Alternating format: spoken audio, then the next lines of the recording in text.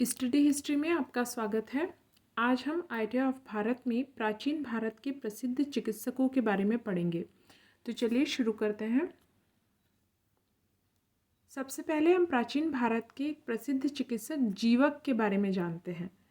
जीवक ने तक्षशिला विश्वविद्यालय में रहकर 7 वर्षों तक चिकित्सा शास्त्र का अध्ययन किया था।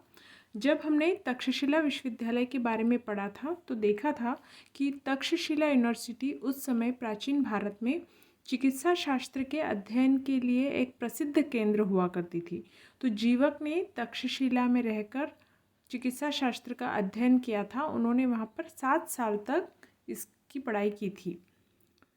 जीवक मगध के राजा बिंबिसार के राजवैद्य थे। जीवक ने अवंती के शासक चंडप्रद्योत तथा महात्मा बुद्ध का भी उपचार किया था। तो मगध के राजा बिंबिसार और जो अवंती के राजा थे चंडप्रद्योत, वो मित्र थे।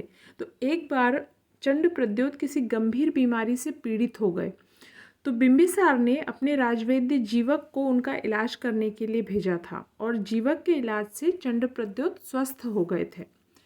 तो जीवक ने महात्मा बुद्ध का भी उपचार किया था। तो उस समय के एक प्रसिद्ध चिकित्सक थे जीवक। दूसरे प्रसिद्ध चिकित्सक का नाम हमें मिलता है आत्रेय। महाभारत के अनुसार आत्रेय गांधार नरेश नागंजिता के चिकित्सक थे। उन्होंने चिकित्सा शास्त्र के ऊपर एक प्रसिद्ध ग्रंथ लिखा था, आत्रेय संहिता। आत्रेय संहिता में कई तरह के रोगों के उपचार का वर्णन है, जैसे ज्वर, अतिसार, पेचिश, क्षय रोग, रक्तचाप आदि की चर्चा उसमें की गई है। तो इन सब बीमारियों के बारे में, इसके उपचार के बारे में आत्रेय संहिता में बताया गया है। अगले प्रसिद्ध चिकित्सक थे प्राचीन भारत के चरक। चरक को काय चिकित्सा का प्रणेता माना जाता है। काय चिकित्सा शब्द का अर्थ निकलता है काय से काया यानी शरीर, और चिकित्सा यानी शरीर का उपचार करना। एक अर्थ काय शब्द का अग्नि भी निकलता है। आयुर्वेद में अग्नि की अवधारणा बहुत प्रसिद्ध रही है। तो काय चिकित्सा का अर्थ है शरीर का उपचार करना।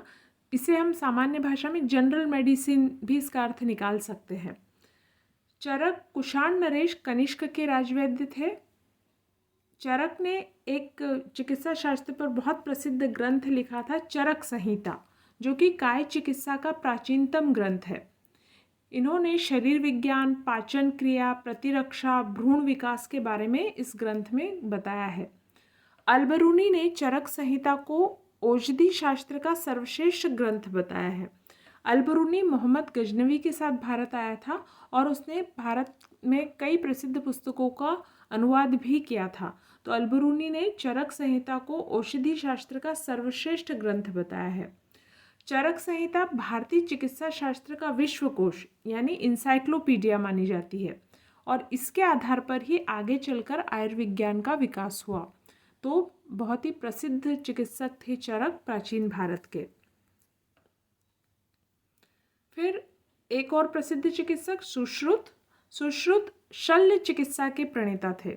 अभी हमने देखा कि चरक काय चिकित्सा के प्रणेता थे यानी जनरल मेडिसिन के प्रणेता थे, और सुश्रुत शल्य चिकित्सा यानी सर्जरी के प्रणेता थे। सुश्रुत ने ग्रंथ की रचना की थी सुश्रुत संहिता। उसमें अलग अलग प्रकार की शल्य और छेदन क्रियाओं का वर्णन है, यानी बहुत सारी सर्जरी की जो प्रक्रियाएं हैं उसका वर्णन सुश्रुत संहिता में किया गया है। मोतियाबिंद और पथरी जैसे रोगों के शल्य उपचार बताए गए हैं। इसमें शव विच्छेदन का वर्णन भी मिलता है। शव विच्छेदन का अर्थ है डेड बॉडी का डिसेक्शन करना, पोस्टमार्टम करना। सुश्रुत का मानना था कि शव विच्छेदन से चिकित्सा विज्ञान के विद्यार्थी अपने कार्य में कुशल बनते हैं। आज भी हम देखते हैं कि मेडिकल कॉलेज में जब स्टूडेंट्स को पढ़ाया जाता है तो डेड बॉडी पर डिसेक्शन किया जाता है ताकि वो शारीरिक संरचना को समझ सके, बीमारियों और उनके इलाज को समझ सके। तो सुश्रुत का भी यही मानना था कि शव विच्छेदन से चिकित्सा विज्ञान के विद्यार्थी अपने कार्य में कुशल होते हैं, कुशल बनते हैं।